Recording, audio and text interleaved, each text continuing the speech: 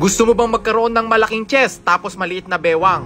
Gayahin mo lang tong workout na ipapakita ko dahil sobrang solid neto guys. Sobrang hindi masyadong mabigat to pero promise ko sa inyo na lalaki ang chest nyo. Siyempre, first workout natin palagi, laging incline press. Okay? Pwedeng dumbbell, pwede ring barbell, pwede ring Smith machine. So basta naka-incline kayo, okay yan.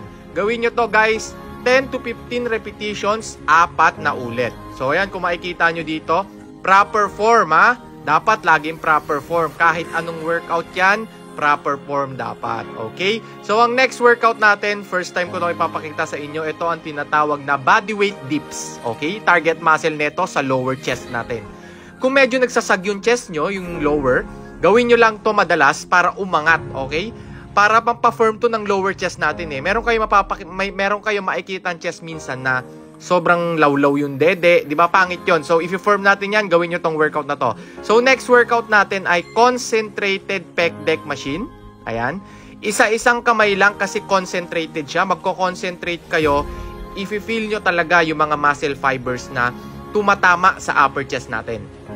Upper chest ang target area neto kasi kung makikita nyo yung kamay ko dito, papunta sa aking upper chest. Ayan o. Hinahawaan ko yung lower kasi baka mahulog. Biro lang. Hinawaan ko para mas ma-feel ko yung tama. Okay? Kasi mararamdaman mo yan eh. Pag hinawakan mo, kung nai-squeeze mo talaga yung chest. Ayan o. Hinahawaan ko yung bandang gitna. Ayan o. Bandang ilalim, bandang gitna. Kasi feel ko talaga yung squeeze ng chest. Guys, hindi masyadong mabigat tong binubuhat ko. Pero kung makikita nyo dito, ini-squeeze kung mabuti. Okay? Para talagang punit na punit yung muscle natin sa chest. Ang pinakamahalaga sa chest guys, hindi yung bigat, hindi yung dami, dapat mind and muscle connection. Napupunit nyo dapat yung mga muscle fibers na nandyan sa inyong mga dibdib. Okay, eto na ang ating next workout. Ang tawag ko dito ay machine press. Okay, eto ay superset guys, kung makikita nyo, ayan. Taas muna tayo, 1, 2, ayan o. 3, make sure na proper form din to kahit nasa machine tayo. Ayan, kung makikita nyo, napapump talaga yung ating chest. Okay.